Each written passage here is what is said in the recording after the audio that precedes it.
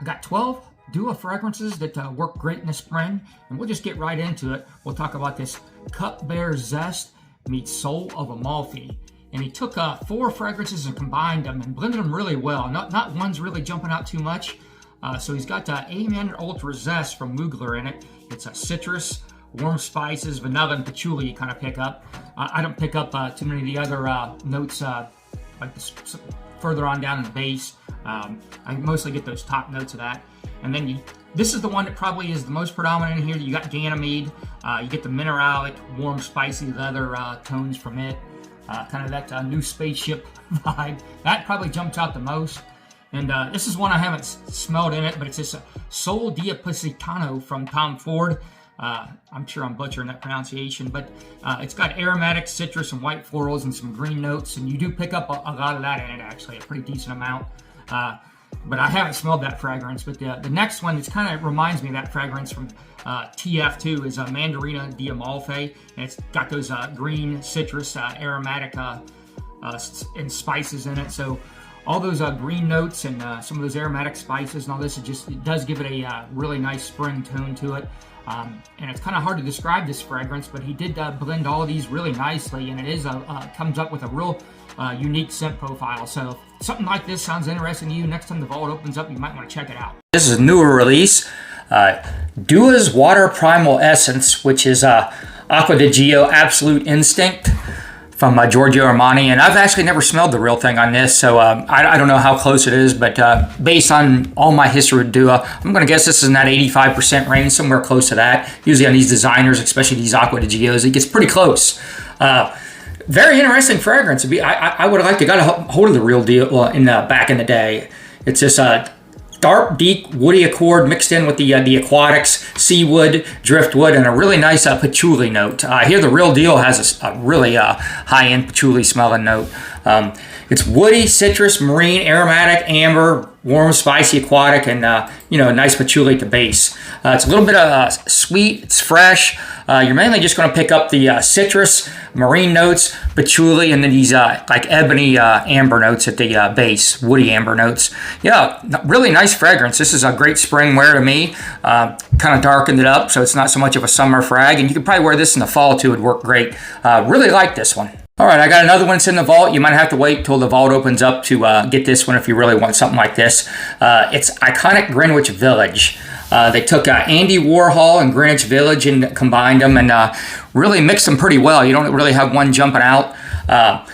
You get the plum and blueberry notes from both the fragrances right out of the gate, mixed with vanilla, and then the florals in the mids are nice, and then the creamy sandalwood at the base is really nice too. So it's just a well-crafted fragrance. It did a good job of mixing these two.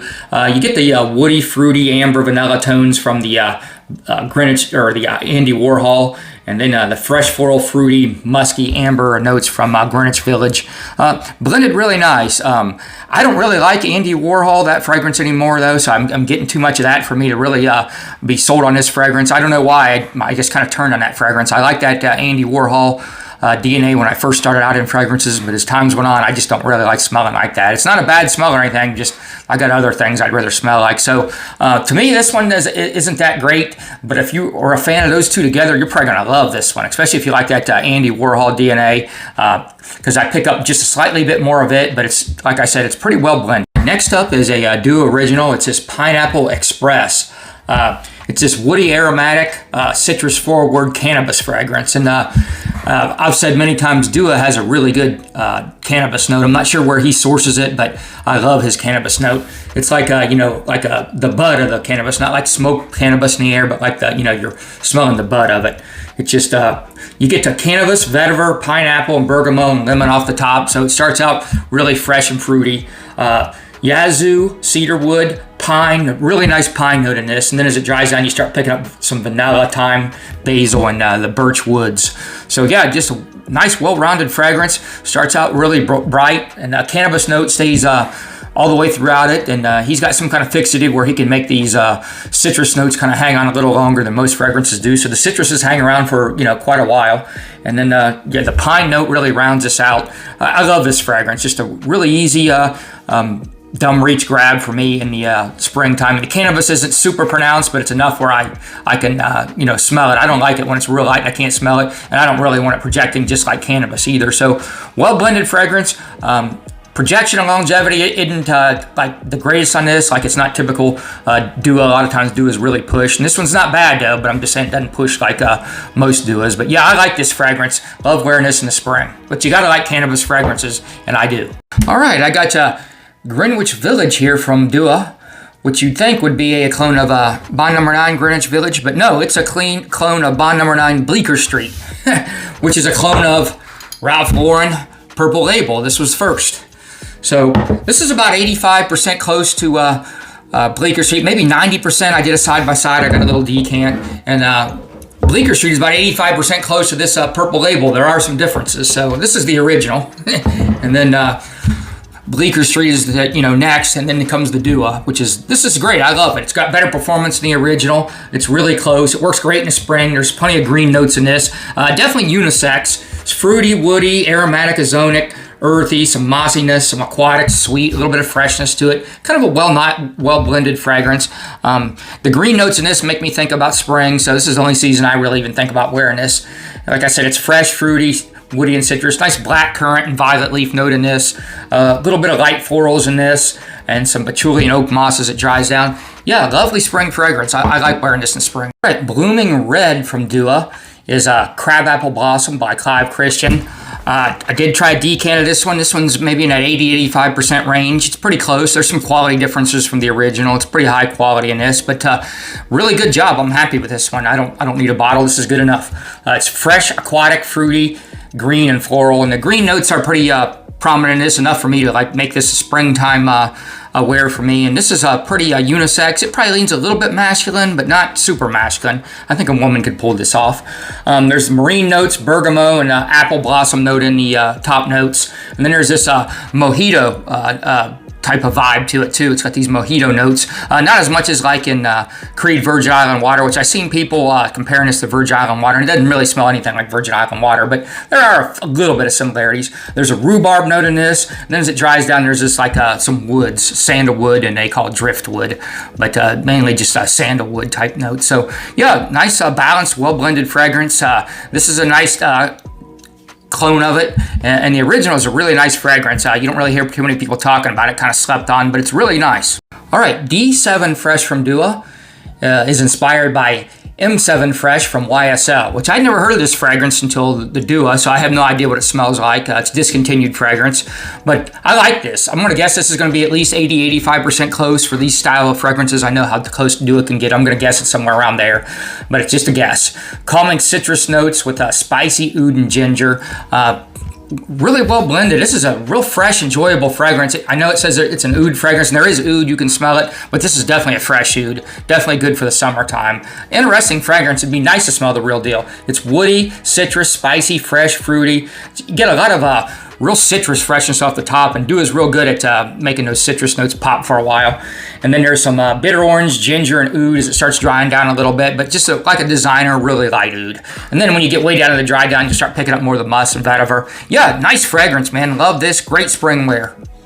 All right, Dua's Primal Water is Acqua di Gio Absolute. And I kind of missed the boat on this one. When it came out, I liked it and smelled it a few times, and I got a decant a little bit later as the prices were starting to skyrocket just to see if I wanted to buy a bottle. And I passed, and I didn't get a bottle. And now the prices are crazy, so I guess I'll pass. So I'm glad Dua made this. At least I got something close.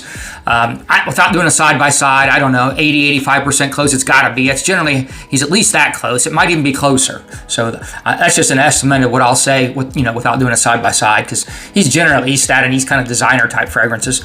It's fresh, sweet, fruity, woody, and aquatic. They added some extra fruit notes to the original DNA that I really like in this.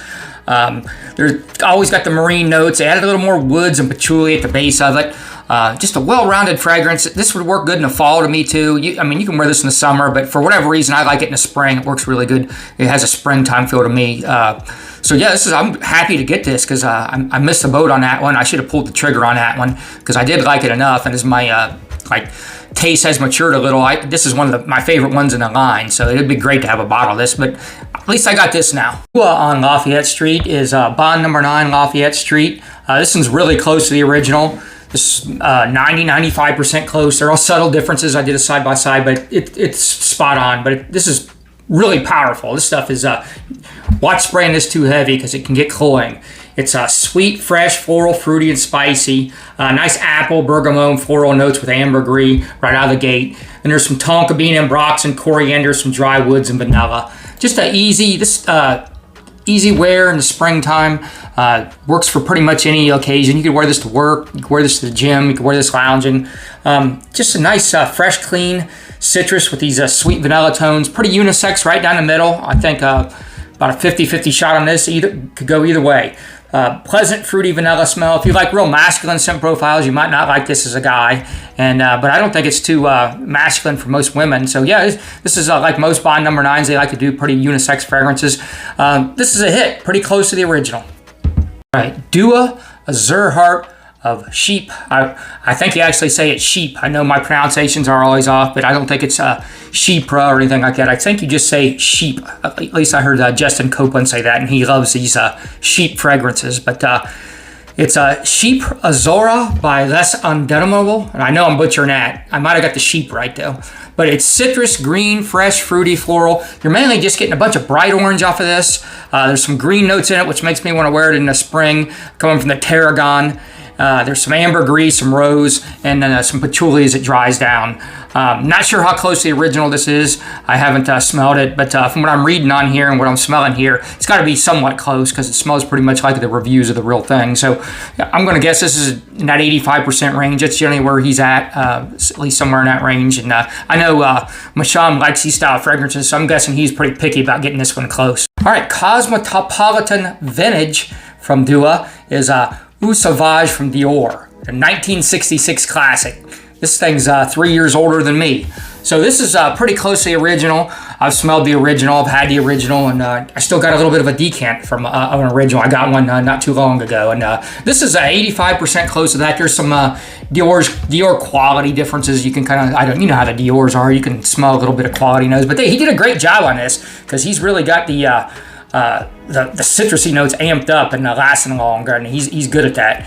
So it's got these fresh citrusy notes with this spicy lavender on a masculine woody base. This is like old school gentleman's fragrance with a barbershop vibe, classic scent profile. This is a masterpiece in perfumery, considered by most people. Got real nice dry down, real natural opening of like bergamot, and then some fresh citruses, real fresh citruses in this Dua version. And then there's some Mediterranean herbs into it. And there's jasmine and carnation with hints of iris and rose, and real tangy vetiver in the base. So it's a citrus, fresh, spicy, green, woody, just a well-rounded, gentlemanly, mature fragrance profile. I don't know if a younger guy would like wearing this. This is more of a mature guy's fragrance, but Dua did a good job on this one. And like I said, he's really got the citrus notes amped up in this. All right, the last one up is Casmir Rose from Dua, which is a clone of Mawar Cashmere from Rwanda. And this is a case where this one's only like maybe 60 to 70% close to the original. I have the original. Got a decant of it, like 10 milliliters. I've worked quite a few times actually. So I know this scent pretty well.